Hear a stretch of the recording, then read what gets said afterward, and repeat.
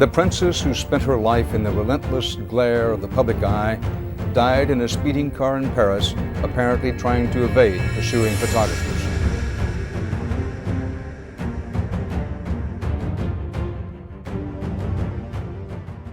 The world watched in stunned silence as Queen Camilla entered the royal courts of justice in London, a moment that many thought impossible just weeks earlier. The investigation into Princess Diana's death, officially closed years ago, had been dramatically reopened following the discovery of new evidence that sent shockwaves through the British establishment. Now, in an unprecedented move, the Queen Consort herself was appearing before the special tribunal to address allegations that had haunted the royal family for decades. What would she reveal about that fateful night in Paris? The truth, it seems, was more complex and haunting than anyone had imagined. The shocking court appearance.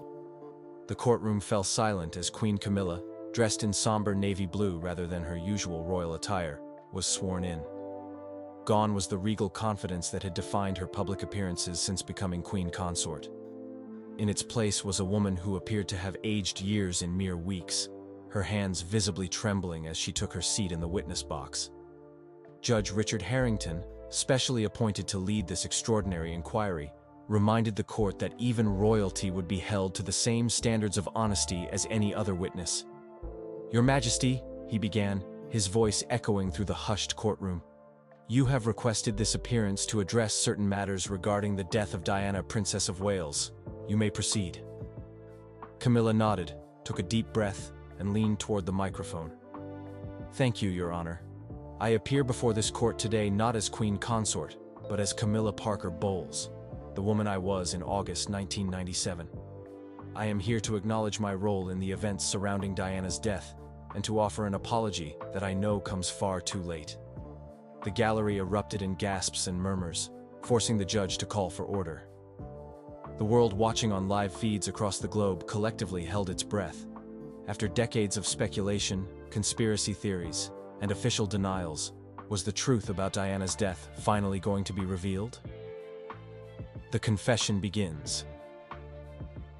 "I want to be clear," Camilla continued once order was restored, "that neither I nor Charles, His Majesty the King, ordered or planned Diana's death. That allegation, which has circulated for years, is categorically false." She paused, taking a sip of water, her hand still shaking. "However, I bear responsibility in ways that have never been acknowledged publicly, and which the previous investigations either missed or deliberately overlooked." According to Camilla's testimony, in the summer of 1997, she had become increasingly concerned about Diana's relationship with Dodi Fayed, and particularly about her plans to spend time with him in Paris. It wasn't jealousy as many have suggested, she insisted. It was fear about what she might reveal during this new relationship. Diana had always been unpredictable, and she knew things about the royal family, about Charles, about me, about arrangements that were made, that could have been devastating if made public. Camilla then described how she had reached out through intermediaries to several people who had been responsible for monitoring Diana's activities. Not to harm her, she emphasized, but to ensure we had advance warning of any potentially damaging revelations. The fatal chain of events. What followed in Camilla's testimony was a detailed account of how these seemingly routine surveillance measures spiraled into tragedy. According to her testimony, she had contacted a former security officer with connections to both British and French intelligence who had previously helped manage sensitive information related to the royal family. "I asked him to ensure that we knew who Diana was meeting with in Paris and what she was discussing," Camilla stated. "Standard monitoring, nothing more.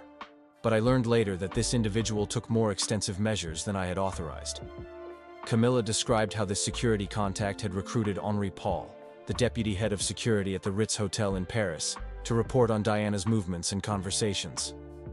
Paul, who would later drive the car in the fatal crash, had apparently been pressured into cooperating through references to his history of accepting payments for information about hotel guests. "What I did not know at the time," Camilla continued, her voice breaking, "was that this operative had also suggested to Mr. Paul that it would be helpful if Diana and Dodi could be encouraged to leave the hotel through the rear entrance to avoid paparazzi, and to drive at a speed that would make photography difficult." The court sat in stunned silence as Camilla acknowledged that while there was no order to cause harm, her actions had set in motion the chain of events that led to the fatal crash. The instruction to Henri Paul to drive quickly while the paparazzi followed was a terrible miscalculation by people acting indirectly on my behalf. Miscalculation that had devastating consequences. The cover-up. Perhaps even more shocking than the revelation about the events leading to the crash was Camilla's detailed account of the cover-up that followed.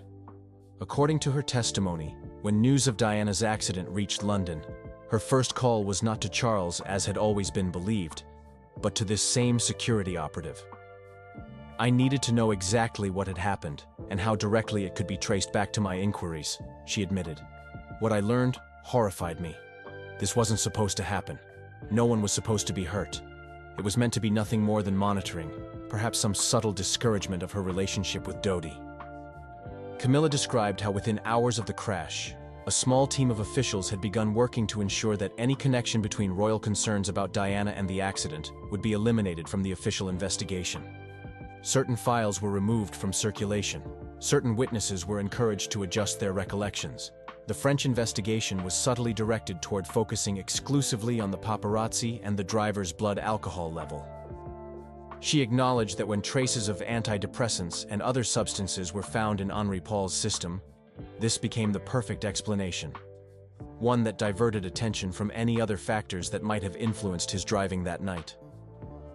I told myself it was necessary, Camilla said quietly.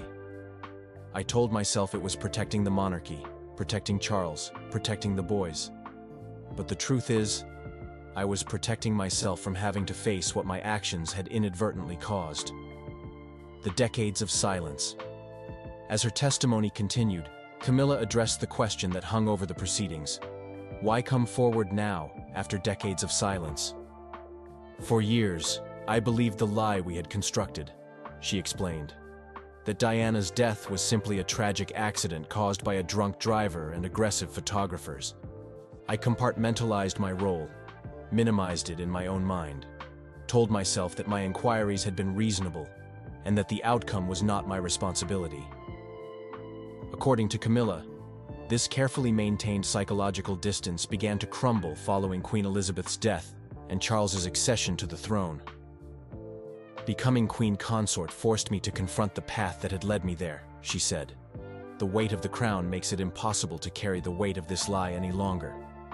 She revealed that the final breaking point came when Prince William's children, particularly Charlotte, began asking questions about the grandmother they had never known.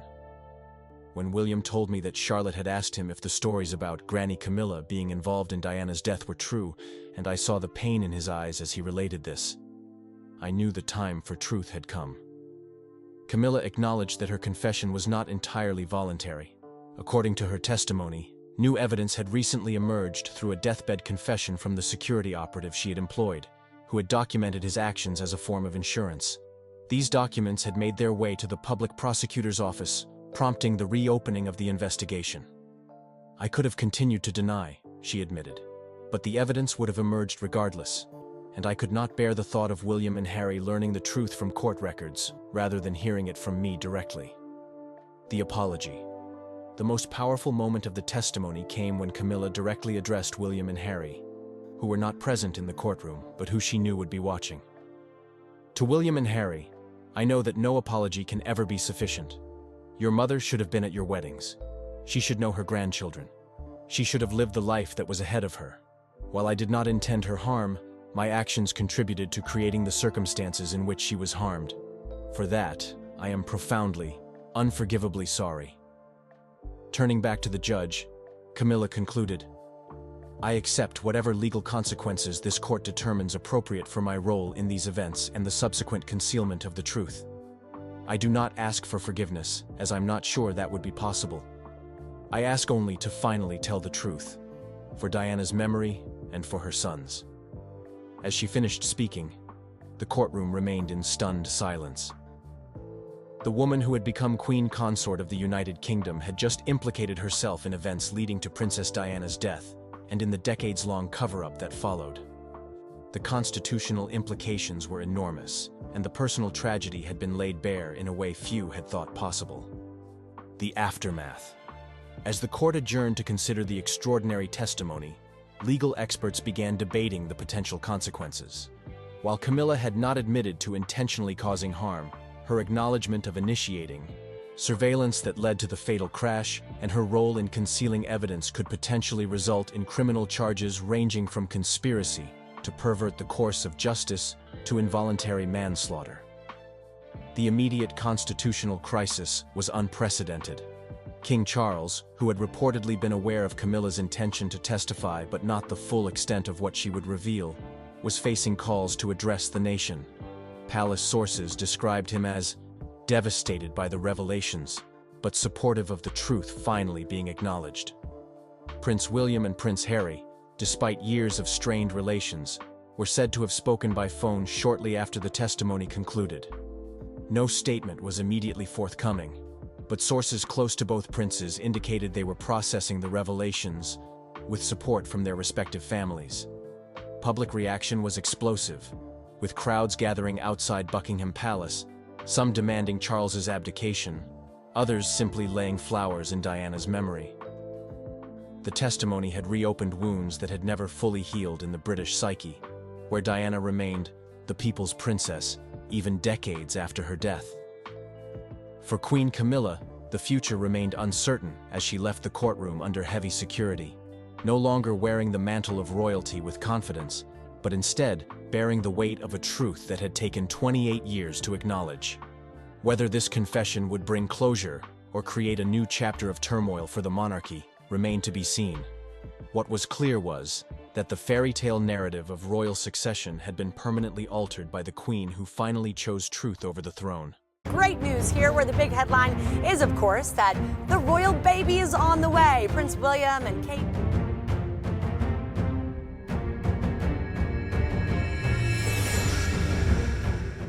Big news just came out about Kate Middleton and Prince William, something huge that no one saw coming. For weeks, people have been wondering what's really going on, and now the truth is finally out. This isn't just any announcement, it could change everything for the royal family in a way no one expected. The palace has been quiet for a while, but now the silence is broken. What did they say? Why does it matter so much? And what happens next? Every detail of this shocking news is unfolding right now, and it's something the whole world is watching closely. The announcement revealed. Just a little while ago, the world heard some huge news from Prince William and Kate Middleton. The royal couple shared that they are expecting their fourth child. Yes, you heard that right. The Prince and Princess of Wales are going to be parents again. This surprise announcement has taken everyone by storm, and people everywhere are already celebrating. The announcement came through an official statement from Kensington Palace, which was also shared on their social media pages. The post read, "The Prince and Princess of Wales are delighted to share that they are expecting their fourth child. Both mother and baby are doing well. The family is grateful for the kind wishes from everyone." The palace also confirmed that Kate is in the early stages of her pregnancy and is resting at home with her family. Royal fans from around the world are now wondering when the baby is due, whether it will be a boy or girl, and what name they will choose. The buzz is real, and the excitement is growing every minute. The context behind the announcement. Many people are now asking, why now? What made them decide to share this news today? And honestly, the timing of this announcement is very interesting. For the past few months, there's been a lot of talk and worry about Kate's health. She had been away from public events for a while, and fans were wondering if everything was okay. Now, it all makes sense. Kate was likely resting and taking care of herself because of the pregnancy. Sharing the news today clears up all those questions and rumors. It also lets everyone know that she is fine, and there's a beautiful reason behind her absence. Also, this announcement comes right after a few major royal events. Recently, Prince William took on more duties on behalf of King Charles, who has also been dealing with health concerns. So, this news brings a bit of joy and light to the royal family during a serious time. If we look a little deeper, there may be a special reason behind choosing this particular time to share the news. Kate and William made the announcement right after Mother's Day celebrations in the UK. It feels like a beautiful way to honor motherhood and new beginnings. It's also springtime, a season that stands for new life, hope, and fresh starts. Maybe this was their way of spreading some positivity when the world really needs it. There's something sweet about the way they made this announcement. They didn't do a big press conference or call reporters. They chose to keep it simple and personal. By sharing it on social media and through the palace, they made sure the message came directly from them to the people. It shows how connected William and Kate are to the modern world, where millions of people wake up and check the news on their phones first thing in the morning. What this means for the royal family. Now, let's talk about what this means for the royal family. A new royal baby is always big news, but this one feels extra special. Why? Because it adds a new chapter to the future of the British monarchy. With Prince William being the next in line to the throne after his father, King Charles, every child he has becomes part of the future royal story. This new baby will be fifth in line to the throne, right after their big brothers and sister, Prince George, Princess Charlotte, and Prince Louis. Even though this baby might not be the next king or queen, they will still grow up as a major part of the royal family. Some royal experts are already saying that this baby will bring a fresh wave of love and attention to the monarchy. In recent years, the royal family has faced a lot of challenges: scandals, family rifts, and health worries. But babies always have a way of bringing everyone back together. A royal birth is something everyone, young and old, can celebrate. This also shows that Kate and William are fully embracing their role as the future king and queen. They're not just sitting back and waiting for their turn. They're building a strong, loving family that will support the crown in the years to come. Every time they step out with their children, they show the world that the monarchy is not just about duty. It's about family, love, and values. Kate, in particular, has always been known as the people's princess of this generation. She is loved for being graceful, kind, and down-to-earth. Her decision to have a fourth child at a time when the world is going through so much shows her strength and her belief in family. People look up to her, and this news will only make her even more loved. For Prince William, this is also a proud moment. He has often spoken about how important his family is to him. He lost his mother, Princess Diana, at a young age, and has always made it clear that being a good father is his #1 job. This new baby gives him one more reason to smile, and one more child to love and protect. The royal family will surely rally around Kate and William during this time. We can expect to see more of King Charles showing support, and even Prince Harry and Meghan Markle might reach out with their congratulations. After all, a new baby has the power to heal wounds and bring families closer, no matter how far apart they may seem. There's also talk that this new baby could change how royal duties are shared in the future. As Kate focuses on her health and the new baby, Prince William might take on even more public work. This could also open doors for younger royals, like Princess Beatrice and Princess Eugenie, to step in and help with royal events. No matter what happens next, one thing is for sure: the world will be watching. Every tiny detail, from Kate's baby bump to the baby's first photos, will be loved and talked about by millions. This child will grow up in the spotlight, just like their siblings, but also with the love and protection of a family that has learned from its past. The excitement is real. The love is pouring in. And once again, the world is reminded why the royal family holds such a special place in so many hearts. Whether you're a fan of the royals or not, you can't help but smile at the thought of a new baby bringing joy, hope, and a fresh beginning. Make sure to stay updated because this story is far from over. If you found this video interesting, don't forget to like, subscribe, and turn on notifications so you never miss an update. More big news could be coming soon, and you won't want to be the last to know.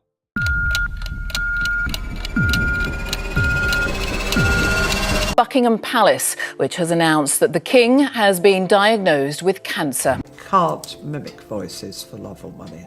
I'm completely hopeless at it. I was the only one, so I think she carved her own role. Dark clouds have gathered over the royal family. Queen Camilla, always strong in front of the world, has been seen breaking down in tears after receiving shocking news: a life sentence that changes everything.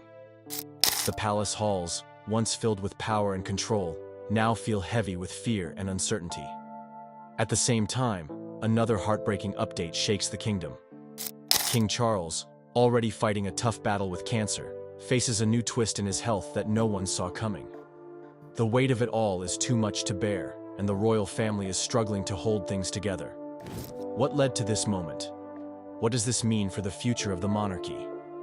The truth behind these shocking events is more heartbreaking than anyone could have imagined. Queen Camilla's alleged life sentence. The phrase life sentence is usually something we hear in courtrooms. It's a punishment for serious crimes, something that keeps people behind bars forever. So, when people say, Queen Camilla has been given a life sentence, what does that actually mean? The truth is, Camilla is not in any legal trouble. She has not been sent to prison. Instead, this so-called sentence seems to be a metaphor. Many believe that Camilla is now trapped in a role she never truly wanted, facing endless criticism and public scrutiny. She has stepped into a position that comes with huge responsibilities, and it's weighing heavily on her. The rumors started spreading on social media and in tabloid newspapers. Some headlines made it sound like she was facing actual jail time. Others exaggerated her emotional state, claiming she was in tears and unable to handle the pressure. But where did this all come from? It seems that many of these stories were fueled by the ongoing debates about her place in the royal family. Some people still see her as the other woman from the past. Even though years have passed since Princess Diana's tragic death, the shadow of that history still lingers. Some tabloids thrive on this controversy, pushing dramatic headlines to attract attention. So, is Queen Camilla really serving a life sentence? Not in a legal sense, but emotionally, she might feel like she is stuck in a role that comes with endless criticism and expectations. Why Queen Camilla might be struggling emotionally. Camilla's journey into the royal family has never been smooth. From the very beginning, she was labeled as the woman who came between Prince Charles and Princess Diana. The world loved Diana. She was the people's princess, known for her kindness and warmth. So, when Charles's affair with Camilla became public, it was like a betrayal to many. Even after Diana's passing, Camilla was seen as a controversial figure. When she finally married Charles in 2005, many people still refused to accept her. And now, as queen consort, the pressure has only increased. Public perception of Camilla remains divided. Some have warmed up to her over the years, seeing her as a dedicated wife to Charles. But others still view her with suspicion. The comparison to Diana never goes away, and that can be emotionally draining. Imagine stepping into a role where millions of people constantly judge you, compare you, and question your worth. That's the reality Camilla faces every day. And then, there's the pressure within the royal family itself. Prince William and Prince Harry were deeply affected by their mother's story. While William has remained mostly respectful towards Camilla, Harry has been more outspoken. In his book Spare, Harry made it clear that he saw Camilla as someone who played the long game to secure her place in the royal family. These tensions, whether spoken or unspoken, add to the emotional burden Camilla carries. Now, with King Charles battling cancer, things have become even more complicated. She is expected to be strong, supportive, and ready to step up in his absence. But behind the scenes, she may be struggling with the weight of it all. Camilla's role in the monarchy becoming queen consort was never part of Camilla's original plan. When she married Charles, there were talks that she would only be called princess consort out of respect for Diana's legacy. But over time, Charles made it clear that he wanted Camilla to have full recognition as his queen. When Queen Elizabeth passed away in 2022, Camilla officially stepped into the role. But with that title came massive responsibilities. She is now expected to support the king, attend royal events, and uphold the image of the monarchy. Her transition from Duchess of Cornwall to queen consort was not an easy one. People still criticized her, questioned her worth, and compared her to Diana. She had to work extra hard to prove herself. Even now, she faces backlash whenever she makes a public appearance. Some believe she is undeserving of the title, while others feel she has earned her place. The question remains, does she feel trapped in this role? Some insiders suggest that Camilla never truly wanted this level of attention. She was comfortable staying in the background, but now, with Charles's health crisis, she is being pushed into a more central position. And with every move she makes, the world is watching. King Charles's cancer update. Just when the world was adjusting to the idea of Charles as king, shocking news came out. He had been diagnosed with cancer. The announcement was made by Buckingham Palace, but they did not reveal what type of cancer he has. All they confirmed was that it is not prostate cancer. The news left many people concerned. Charles is in his mid-70s, and health issues at this stage can be serious. He has already started treatment, but the palace has kept many details private. Medical experts have weighed in, saying that early detection is key, but without more information, it's hard to predict his recovery. The big question now is, how is the royal family handling this? How the royal family is reacting? Camilla has been by Charles's side, attending to royal duties while also supporting him behind closed doors. Some reports suggest that she has been under immense stress, trying to balance everything at once. Prince William has stepped up in his father's absence. As the next in line for the throne, he has taken on more responsibilities. His focus is not just on his father's health, but also on keeping the monarchy stable. And what about Prince Harry? His reaction has been one of the biggest talking points. After years of tension with the royal family, he made a quick trip to the UK after hearing about his father's condition. But the visit was short, and there was no sign of deep reconciliation. Many wonder if this crisis will bring the family closer, or if the distance will remain. The future of the monarchy, amidst health concerns. If King Charles's health worsens, what happens next? The answer is clear. Prince William is next in line, but is he ready? Many believe he has been preparing for this role his entire life. He is respected, responsible, and has the public's support. But stepping into the role of king is not easy, and with his father's illness, he may have to take on more leadership sooner than expected. The monarchy itself is at a crossroads. Public opinion about the royal family is changing. Some people still love and support them, while others question whether the monarchy should continue at all. Charles' illness and Camilla's struggles only add to the uncertainty. For now, the world watches and waits. Will Charles recover? Will Camilla find strength in her role? And will this crisis bring the family together or tear them apart? The royal family is facing one of its darkest moments, and the future has never felt more uncertain.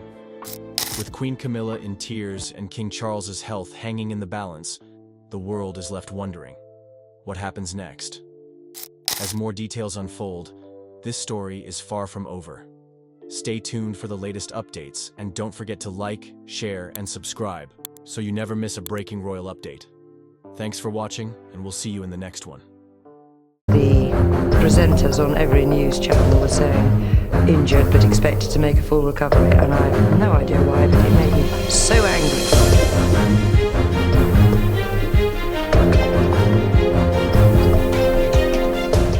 She stood there, shaking, her face twisted in disbelief. The courtroom was silent, too silent, except for the judge's final words, guilty. A gasp rippled through the crowd. Sarah Spencer, Princess Diana's sister, had just been sentenced for a crime no one thought possible, her own sister's murder. For years, conspiracy theories swirled around Diana's tragic death, but no one saw this coming. Sarah, once a quiet figure in the background, was now at the center of the most shocking twist in royal history. And when the verdict hit, she lost it. Screaming, thrashing, complete chaos. What really happened behind those palace doors? How did Diana's own sister end up here? And most importantly, was justice truly served? Diana's relationship with her sister. Most people know Princess Diana as the sweet, kind-hearted princess who captured millions of hearts. But very few know the messy, complicated story she shared with her own sister. Yes, behind all the glitz and glamour of royal life, there was a hidden rivalry brewing between Diana and her older sister, Lady Sarah Spencer. What many people don't know is that before Diana ever met Prince Charles, Sarah dated him first. Shocking, right? It's hard to imagine. But there was a time when it was Sarah, not Diana, who was close to becoming a princess.